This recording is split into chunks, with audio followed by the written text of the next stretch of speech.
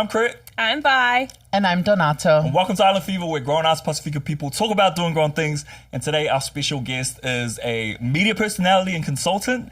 They're the executive producer of High Key podcast on iHeartRadio. And co-creator. Oh, and co-creator, excuse me. Thank you very much. Get my title.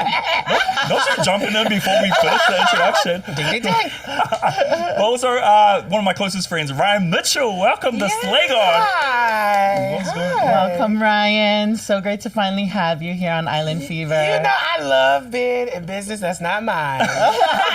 So I love this. This is special. Thank you for having me. No, you're welcome. And, you know, Ryan actually called me about an hour ago to threaten me, actually. Exactly what I said, told him not to do. Yeah. He said, do not put my business out there or I will release a hit piece. Now, Vi, what would you diagnose? Not diagnosed. We ain't even 2 minutes in. I would love to hear your analysis of me setting boundaries. Oh, we love boundaries. Here's the thing about Crit. Crit is a Capricorn, and he has no problem with saying whatever is on his mind. Yes. And we have shared, we are so close that he knows a lot of my personal business. Okay. Where I will literally, there's just no way that I will come on this podcast and allow him to like say some crazy shit without me at least saying it first. Yes, You know what I mean? yes. It's like I gotta set boundaries. You gotta be a person that sets boundaries with Crit. And I feel like you all probably have known. I mean, shout out to season 2. Thank you. You know, shout out to season 2.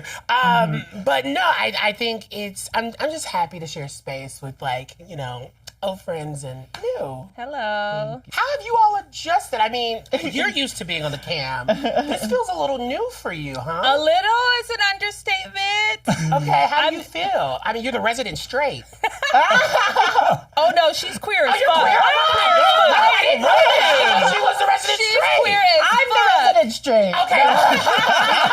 No, because that was like the whole thing with the first season. There was a straight person, and I guess I just assumed. Yeah, Oh my God, I never assume. My condolences. It's okay. Oh, I'm so sorry to put that on you. That is crazy. It's loaded. And this economy? I am so sorry. It's all good. That is like, oh my goodness, now I got to send you flowers or an edible arrangement. I'll take them both.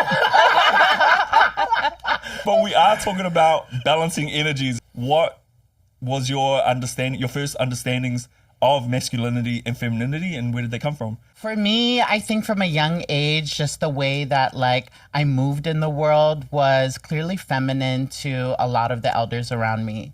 And some people made me feel like that was wrong, right? And I'll say this, like, there are so many women in my family that lean in with their strength and are like nurturing, caring, call the shots in the household. Like, I'm like, I want to be like her. There's so many examples of men in my family that I grew up with that were like more, in a sense, passive, right? Like the women run the show, they direct how things go, and the men move in a way to either support that. And some men I've seen examples of like just being comfortable letting the women like handle business, right? And I didn't want to embody that. I was like, I want to be part of the action. I want to be part of the tautua, the service that I see the women in my life moving through the world with.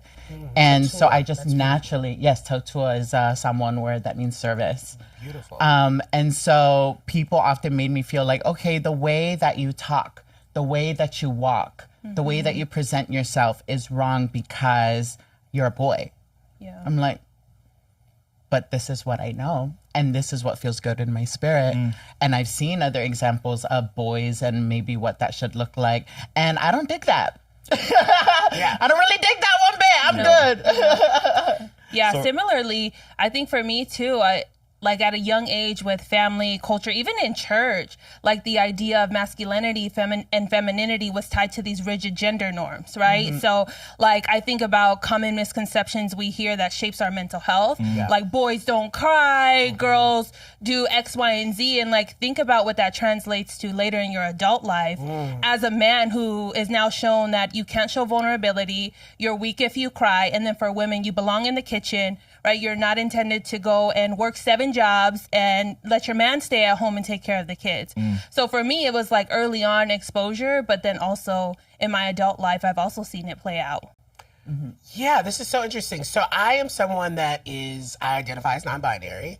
It's sort of a later in life experience that I've like realized, okay, this is where I fall. I think growing up at the intersection of Blackness, specifically, you are taught about masculinity. I mean, I was raised by a single mother who did not know. I think she did her best of saying like, you know, I want you to have male figures in your life. And with that being like tied to religion and the church, I think she tried to connect me to those male figures in the church and kind of force it upon me in a lot of ways where I did not necessarily need that. But I think she was like, well, I'm a woman. I don't know everything that a man, quote unquote, or a boy goes through.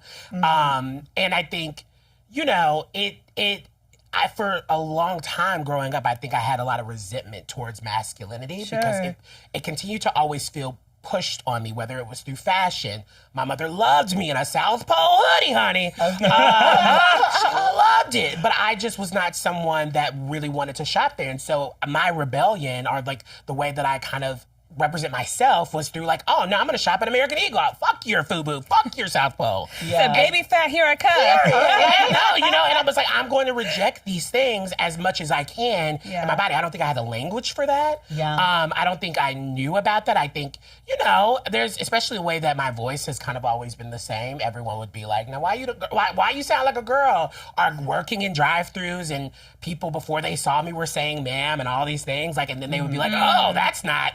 But I think I didn't really learn until kind of later in life, especially when I moved here and surrounded myself with more queer community. I had always been around queer folks. I mean, my first experience in the Black queer world specifically was a Black trans woman and her cousin, who were like high school, and they kind of like helped me sneak into the clubs and just showed me the way of life and really like shaped a lot of my experience. And I think when I moved out here, people did the same thing. They immediately kind of thought, well, Ryan shows up in a way. Ryan dresses a certain way. Ryan will put on a cute boot. Ryan paints his nails, all these things.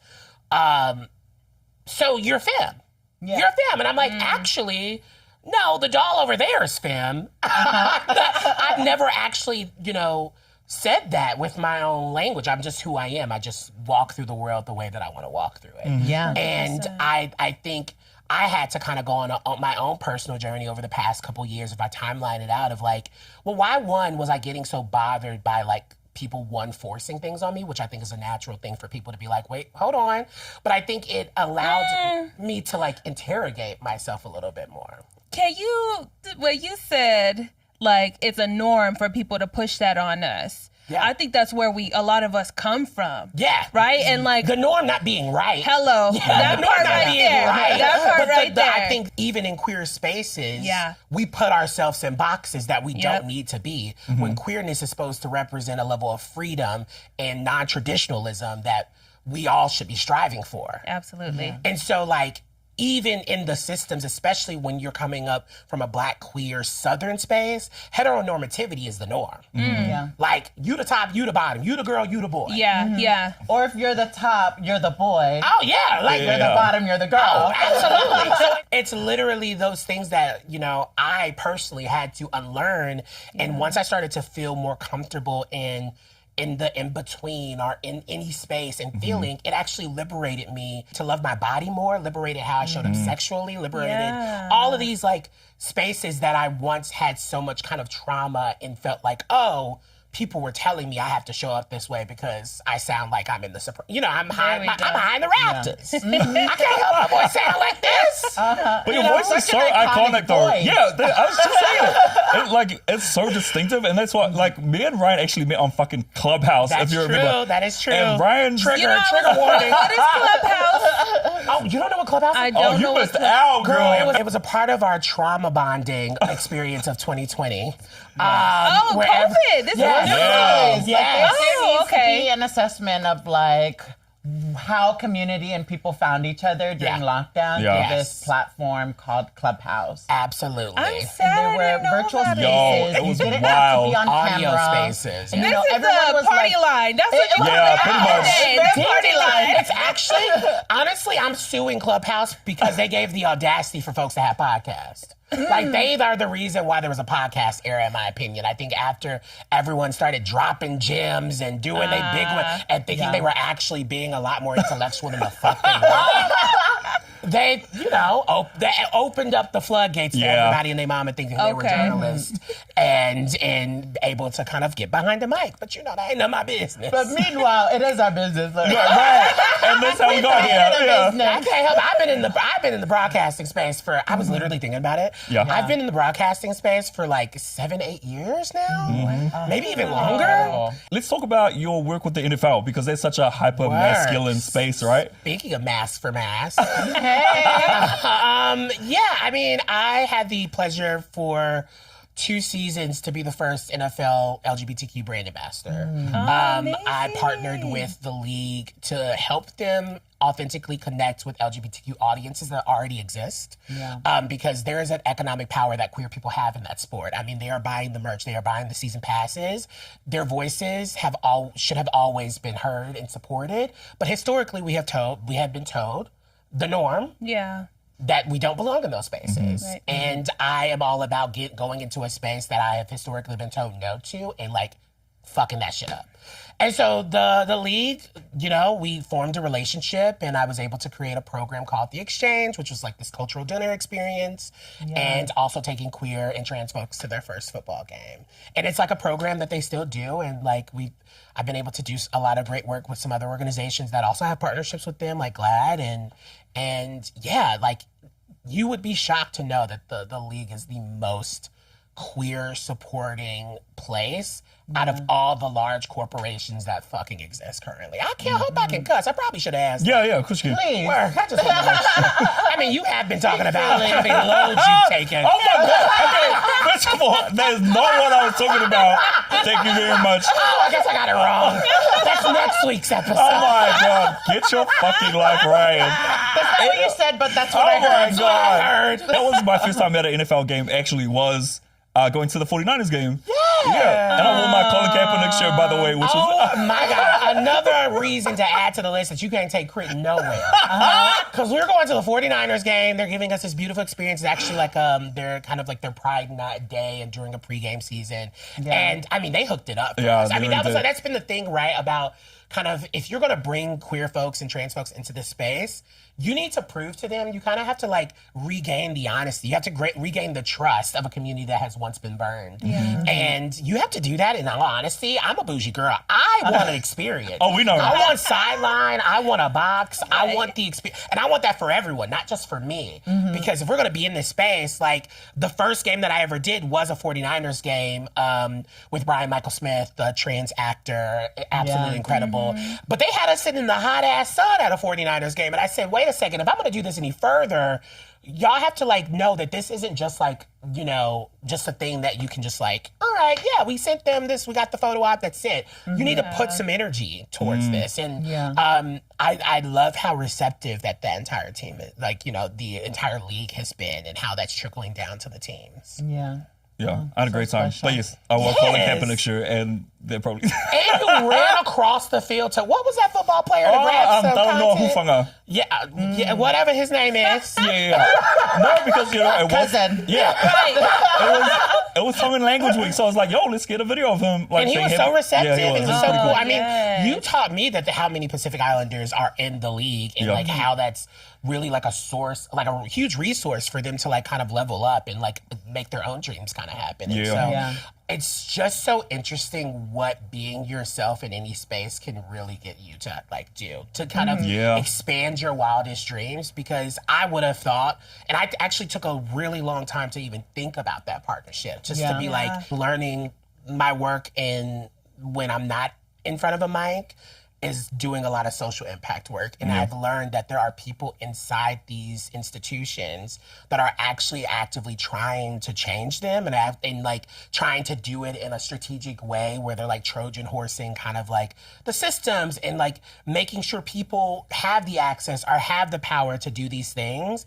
And so it's me like doing my own kind of investigation of being like, all right, let me clock your tea real quick and see if you actually worth working with, and like, are you actually like putting your money where the mouth is? Are you, you know, because one thing I always say is I love spending white people money. And if I have access to it, I'm going to spend it on us. Yes. Yeah. And like that for me is, I think it's just constantly being aware of that. And also like knowing that I'm not here to like make people comfortable. I think I have a way of talking to people to like help me get the things and get the people into the spaces, but I'm also being as real and like honest, because that's what it takes to like actually make the change that we want to see. And also you're not under any illusion that these systems are necessarily like they're never going to save us, or you know. Absolutely. Like, what is a football game going to do during tax season?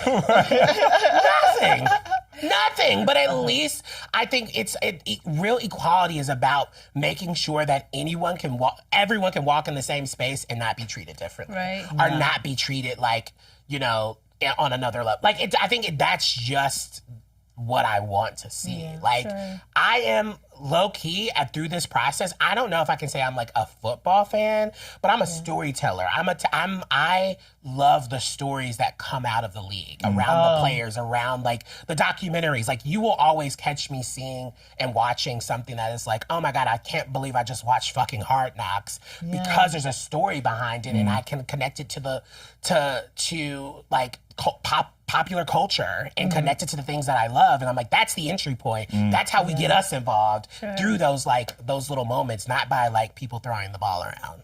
It's also that raw accountability of these systems that have systemically oppressed certain demographics, right? Like, we can't be in the room and have these conversations if we're not going to start with the ownership that these demographics or populations have been heavily impacted and oppressed. And I think that that's a big part of being in community work, is making sure you bring the reflection of the community in the space before you even think you're going to have these dialogues.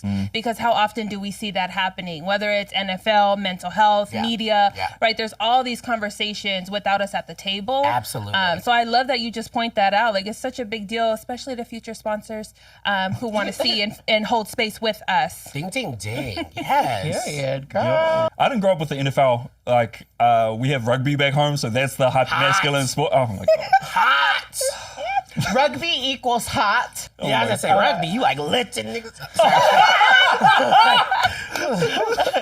the first time that word has been on this podcast, You're by the way. welcome. But, you know, going back to masculinity, that's where a lot of my understanding came from, right? Because if you're a big Samoan like me, you know, it's like, why aren't you playing rugby? And I told my mom, like, I'm not getting my ass hit. Like, no, like that is not for me.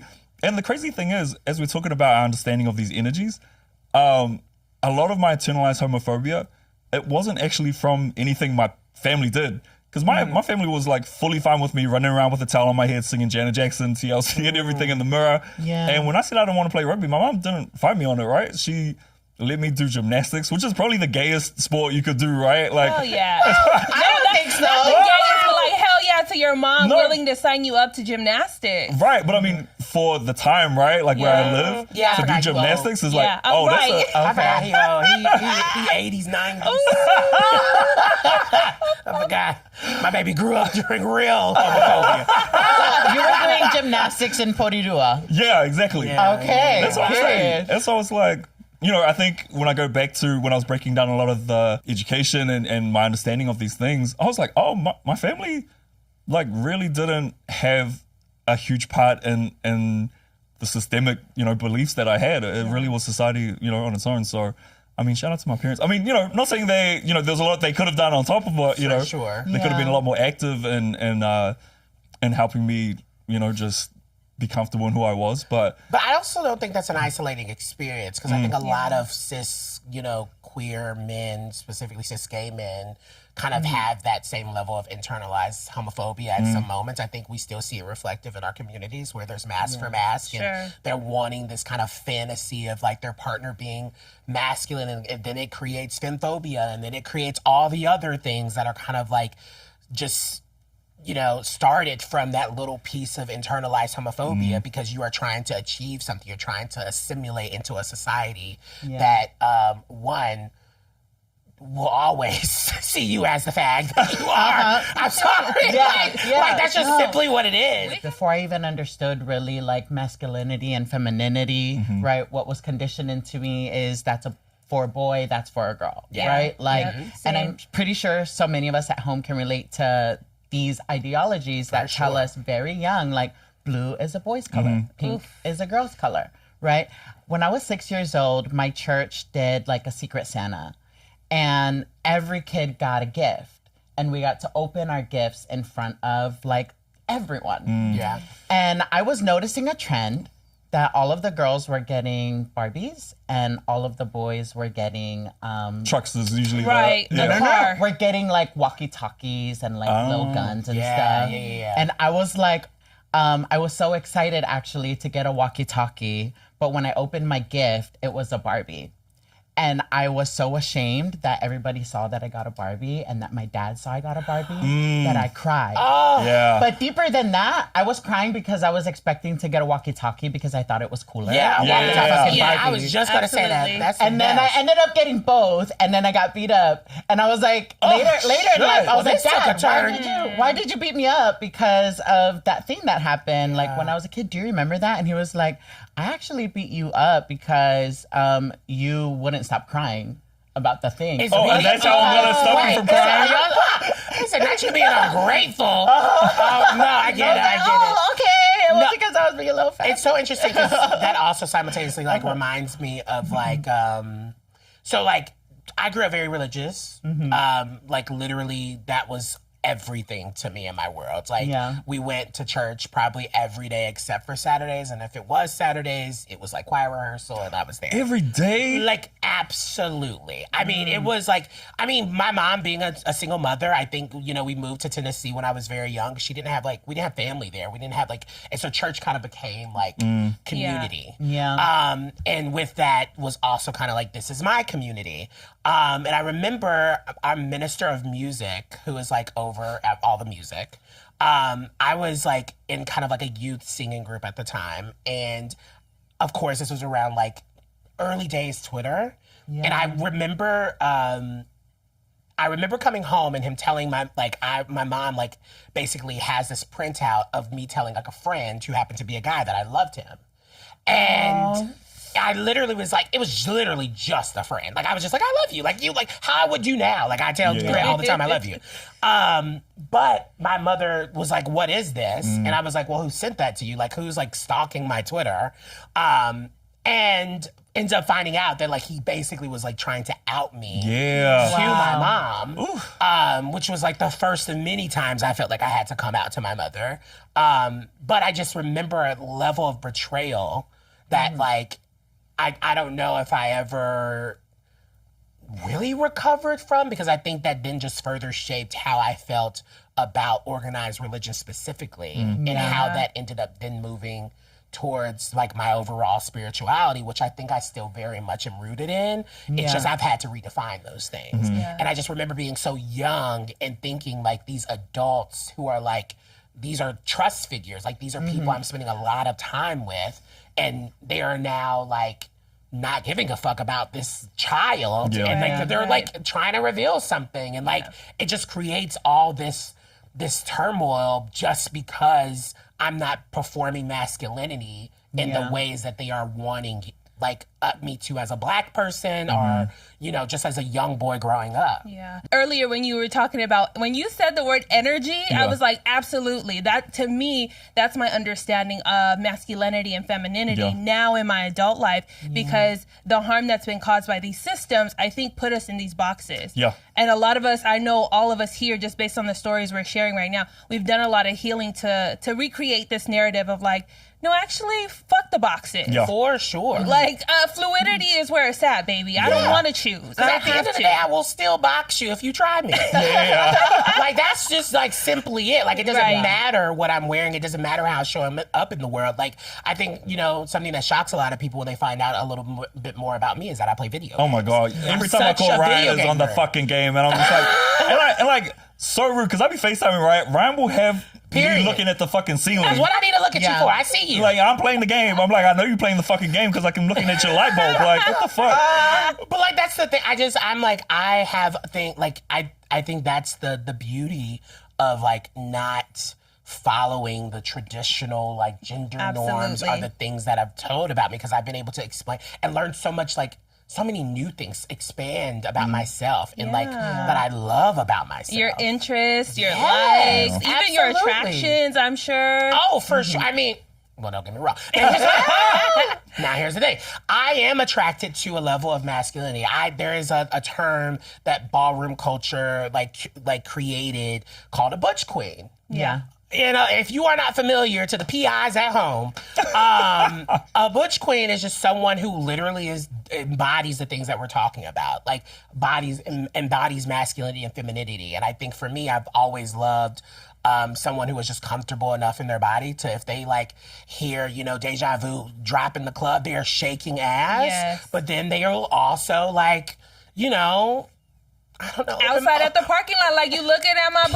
Period. You know, like, who doesn't love that? No, but I find so often that, you know, specifically like just queer spaces or queer men in general, like, just are so attached to these rules that are actually restricting us in so many ways. Like, people are always wondering why the fuck they're single, and it's because you're restricting who you want to connect with. I mean, there's... Go ahead! Let's talk about you and your hood swag. Okay, so... Which is so problematic, by the way. I just want to preface that I grew up in the hood. Like, Ponilua is the hood. So why is it so unreasonable that I would be attracted to someone who shares those sensibilities? I don't think it's problematic for me to like someone who comes from the hood. That's the problem. Hood swag is just so interesting, especially when you say it here in the States. It means something different. I'm not saying they're equivalents, but like, it's a poorer neighborhood, you know? Like, so you have a different way of living and speaking and, you know, and thinking. I'm not saying hood and masculinity are the same thing, though. I'm just saying even when it comes... For me, knowing your taste, you are saying the same thing. No, I'm not. I don't want to clock your team. But clock it. But, like, also, like... It's we a have, safe place. and he has once described. Now I'm actually, maybe you should have set the boundaries with me. Because we had an ongoing joke about like prison swag. Like, if they look like they have been to prison, that is the sort of person that Crit will like navigate to. Now let's unpack that, therapist. Wait, so I just want to qualify. When I say that I'm attracted to a little, like, I can be attracted to prison swag, it's just I can see like the way someone moves and they can hold it down. Like, if they were in a situation. Oh, what down? What situation are you in that you need to be held down?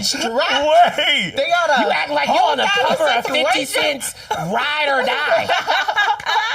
Okay, wait. I would love to give Crit the opportunity to speak to, like, what does that actually look like, right? When you say prison swag, I'm thinking like a demeanor, a certain energy, but also maybe even like a way of survival. That's my mentality. So maybe you can tell us, like, what does it actually look No, like? it's just all... Come on, now that's the codifying one right there. Okay, so I would just like I'll be at the gym, right? And you can tell when someone's done time, like when they're like doing the weights and shit. And then wait, hold on, because you can see like the way they kind of looking, like watching their backs and shit. No, I'm fucking. Why are you looking at me like that, Ryan? Oh, Are you working out at the Planet Fitness on Skid Row? Like, where are you working out at? This was when I spent a lot of time in New York, and I'll just be like, oh shit, like different. yeah, and I'll be like, oh, he kind of like he got that little prison swag, like, you know. And I was like, that's kind of attracted to me because he can take care of his shit. He's like.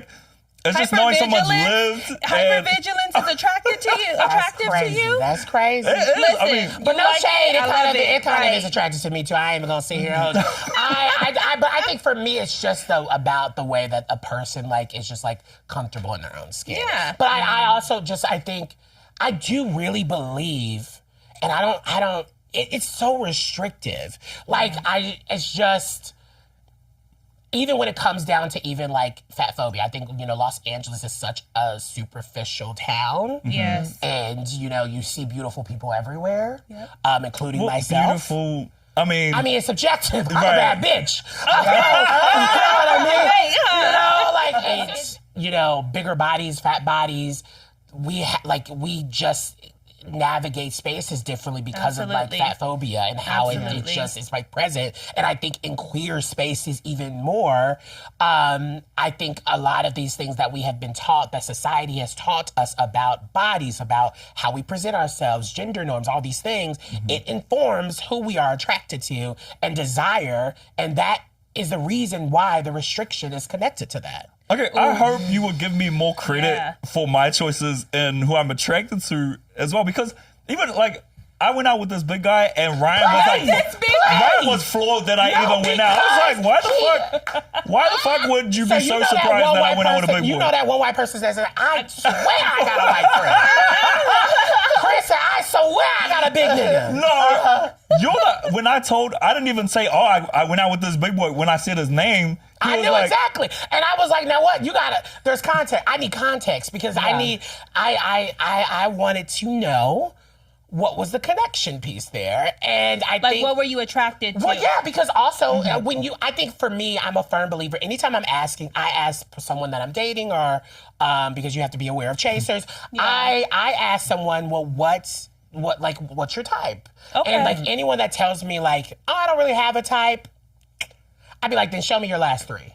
Because I do think there is a collective streamline, like Sure. unconsciously, I agree with that. like you don't even know that you are like looking for. Now, some people are like, oh yeah, we'll connect with whoever, and I think that is totally fine. But I think I also want to allow space for people to sort of unpack the things that might not be like conscious to them. Yeah. But like just are like, well, would you if I pressed up on you? Can you handle the ride? Are you strapping in? How much do you bench press? Period. Like, well, I'm just saying, I agree. I think we do have like a type, right? But I don't think like I'm restricted to that type, right? Like I do have a history with, you know, a certain. Let's see your past three. No, we're not doing that. We're done filming. When we're talking about types, like how much of it is learned and then how much of it is just like natural. Yeah, exactly. Because that's the thing. I feel like a lot of people end up getting confused in these desire conversations around like saying you need to fuck ugly people or like fuck someone that is unattractive to you. And I'm like, I'm not telling you that. I'm telling you to clock your internalized kind of like biases. Sure. That is just like, actually, we should be more grounded and present in our experiences because we have gotten so caught up and just like swiping or fucking that we're not really like actually like allowing ourselves to fully connect with someone that doesn't necessarily fit the mode that we put in our checklist of things.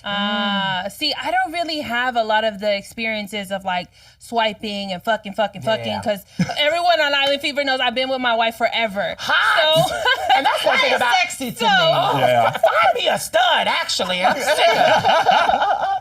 So like for me, right, growing up with these rigid gender norms, I was supposed to be attracted to a man. Yeah. I was supposed to be attracted to, I don't even know if this is the right word to say, a manly man, someone who can take care of you, someone who can bench press you if you got that extra criteria. But in actuality, like my wife is mass presenting. Yeah. And the clash between her being mass presenting and also living very fluidly in her femininity and also identifying as a woman, she, her pronouns. So just because she's mass presenting in her gender expression, that does not mean that that's her gender identity. Yeah. And to me, like growing up in this long-term relationship, I've had to actually teach my family like the difference of the two between gender identity and gender expression. Yeah. Like just because you see my wife wearing a fitted hat and these certain kind of I know she's fine. she's though. fine as shit. I know she's fine. I'm sure you You picture. pretty too? I know she's fine.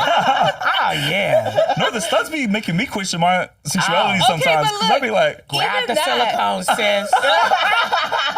I just talked to my wife about this. Like, you know, we're going to be talking about masculinity and femininity. And like, I want to share about just like our learnings being together so long. And she was like, whatever you do, don't refer to me as a stud. Oh, okay. I'm laughing. Okay, wait, is she black enough? She is black. She's black and Mexican. Word. Okay. Yeah, because I feel like stud language is specifically for like black lesbians or like black ass presenting lesbians. Very much But also so. I've heard in those spaces that, yeah, it can be for, like, you know, some people don't want to be like labeled in that. And I totally appreciate that too. And part of her fluidity in her masculine energy is like, I don't want to identify as a stud because, like you said, in the black community, studs have a certain, maybe even just like a way of being that my wife doesn't align with. You're going to say a toxic. That's all you're going to say. There's a toxic masculinity. Not toxic. I just no, right, nodding. right, is it? That ain't my business. That ain't my business. But like for my wife, for example, like she lives in her femininity and I love that. Yeah. And like that's why she doesn't really like to be referred to as a stud. Even to my family, they're like, oh, she's a stud. No, in actuality, she likes to be like the way that she likes to be described is mass presenting. Yeah. And I love that because that's the intersection of who she is as an Afro-Latina mass presenting lesbian woman. Like, you know, but you gotta know to know kind of thing. So many, I feel like a lot of our communities, like the cisgender, like gay or queer men, really could learn a lot from like lesbian women, just around so many different things that we talked about here. Or lesbian therapists.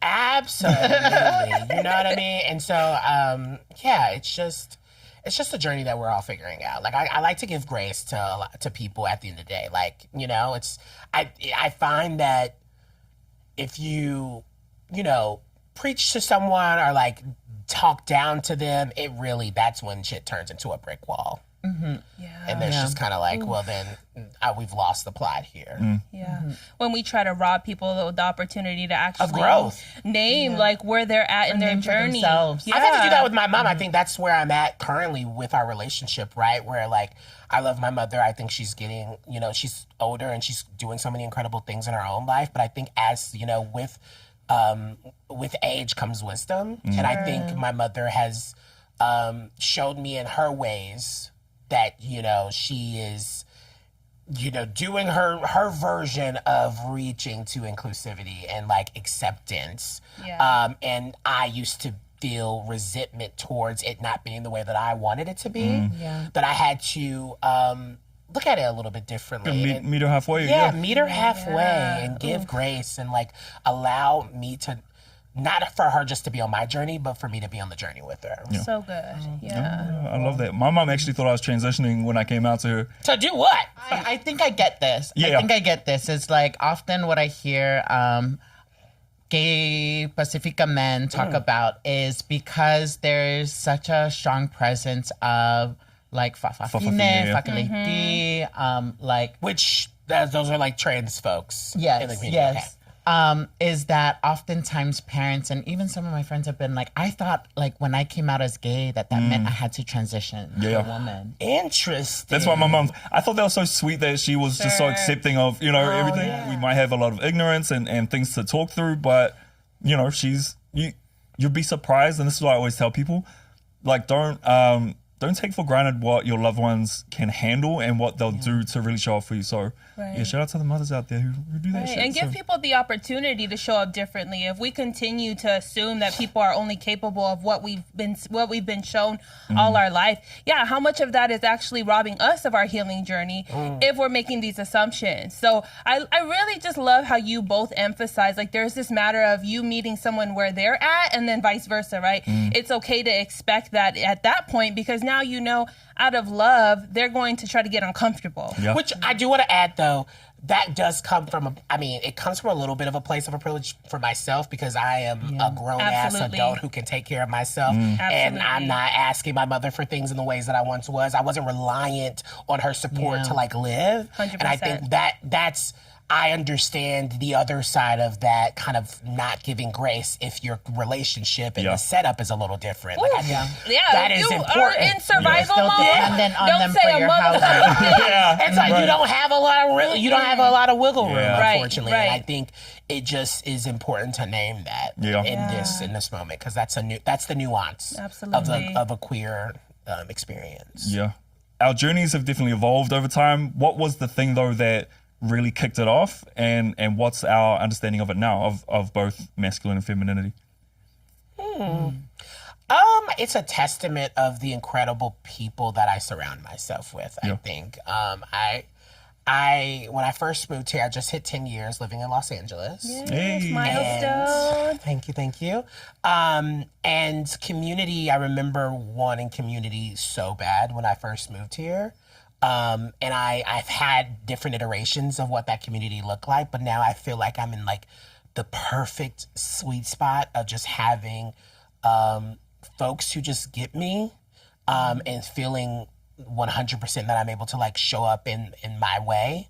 And them also appreciate my chaos, because it takes, I got a lot going on, but I think I think community and also seeing how they live their lives so authentically and so like you can't fuck with them sort of thing. Like that inspires me to also be in that journey and continue to learn and to continue to be challenged. Yeah. Yes. Ooh, that's beautiful. I think for me, I'm constantly reevaluating and reworking what that looks like, right, in my life, of finding the balance between masculinity and femininity and just how I want to be received, right? I know I have the natural inclination to show up as someone like the women that have nurtured me in my life, as a very nurturing spirit, right? Like I lean in with empathy, with care, with understanding, with action, right? And there's so much strength in that. What I'm looking for as I'm exploring dating is an energy that can hold and protect that, right? And that can hold it to its highest light and say, like, you're going to create so much impact, and I want to make sure that at the end of the day, I've got a bicep for you to rest on. Not a bicep. Yes. That's so real. That is so beautiful. I think for me, my relationship has been the biggest lesson of understanding like energies, because as I mentioned, just having a mass presenting wife and understanding like how she shows up and how that impacts me, and vice versa, because for me, my masculine energy shows up in the ways that I was raised to believe a man would carry themselves. Like I'm very protective. I have the ambition and the hustle. I want you to take care of the cooking and cleaning while I go get this money and provide. And so I think just allowing myself the space to also grow and develop as I see fit, but then also just to name is like giving myself the permission to go back and forth because it's safe to do so. Yeah.